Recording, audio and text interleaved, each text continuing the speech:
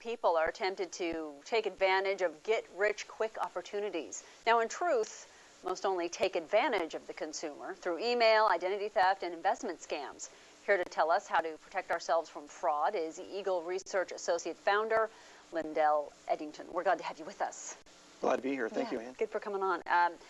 Talk a little bit about what you guys provide over there at Eagle Research Associates. Well, we do two things. One, we provide education to the public about internet investment scams, what to look for, how to avoid them. We also provide resources on our website where they can, if they have become a victim of a scam, they can go in and they have the direct links to all of the 50 state regulatory agencies that they can file a complaint online. We have links to international organizations as well in case they're not in the United States. We have all the provinces of Canada's legal where you can go and you can click on and file a complaint. We have research to other different sites that also provide additional information and resources. So we try to have a kind of like a repository, if you will, of everything that has to be put into one place where if you come to us, you can usually go find it. So if someone is the victim of some type of scam, internet or otherwise, will we get an actual human on the line when we call? Absolutely. So someone that can actually take our case personally? Absolutely, we will talk to you. In fact, if you've been a victim of an investment scam or any type of scam, we have resources that we will put you in contact with that they deal with victims specifically of scams. So we have professionals that we can go to. Our purpose, as we said, we educate the people, but the other side of the coin is we also research and investigate and provide our findings to law enforcement agencies worldwide. So it's a dual-edged sword that we try to perform. We have found that no one is stepping into that void. They're exposing scams, but they're really not taking the next step in providing law enforcement with the tools they need to be able to shut them down. What are some of the biggest scams? Oh, gosh. Pay-to-click advertising scams. You have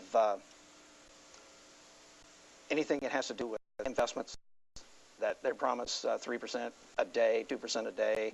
We've seen it where they provide 144% in a 6-month period of time.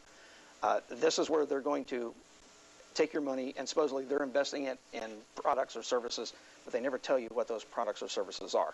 So you're basically asking to be, trust me, is what they're really saying. Right. Unfortunately, in this economic times, these people come out of the woodwork. You'd think they would go down. They don't. They actually increase.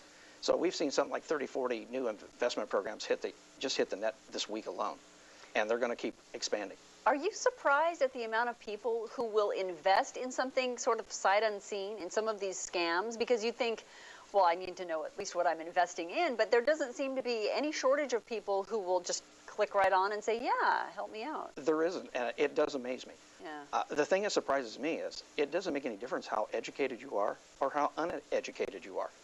We have bankers, we have financial people, of all things. We have attorneys, we have accountants. It covers the broad spectrum. The thing that I think has surprised me more than anything else is because of the advent of the internet, it's now global. Yeah.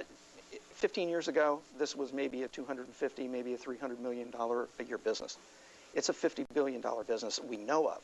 And the problem is there are so many people that don't report it that number is probably about 50% of what it should be. Sure, yeah. And we know it's much higher than that. Yeah. You mentioned identity theft, too. What are some ways that you can, what can you do about identity theft? I guess that's the easiest question. On our website, we have a link about identity theft, and we tell people what they have to do to protect themselves.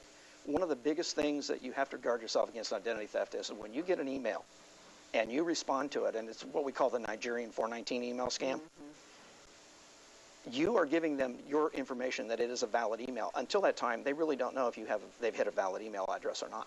But when you respond, they now have your email address. They also have what is called mining software.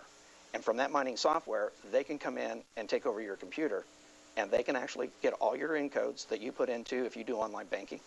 If you're doing anything on the internet, they can trace where you go, what you do. They can get all your passwords. This is what that program will do. From a separate site? From an off-site? From an off-site. But that's why it's so important that you have virus protection. That's why you have the firewalls. That's why you have the security. That's why all these security firms are out there now providing this service, because it prevents them from being able to do that. But they don't have to do that. All they have to do is get your email address, and I can probably just look at your email address and probably get enough information to find out where you live, because I have your ISP number. I can now go to a database and I can pull it up and tell you exactly where you live. I can get your house number. And from there, I can get additional information about you. It's very easy to do. Oh, that's frightening. It's scary. Lynn, thank you so much for coming in. Oh, my pleasure. A lot of great information. We do have the website for folks who want to get more information and contact you. You've also got a 949 number that folks can call you directly at and get help. You've got a lot of terrific people working for you, former FBI agents, Yes. all kinds of interesting folk over there that are willing to help out. Thanks again, Lynn, for coming in. My pleasure. Thank you for having me. All right.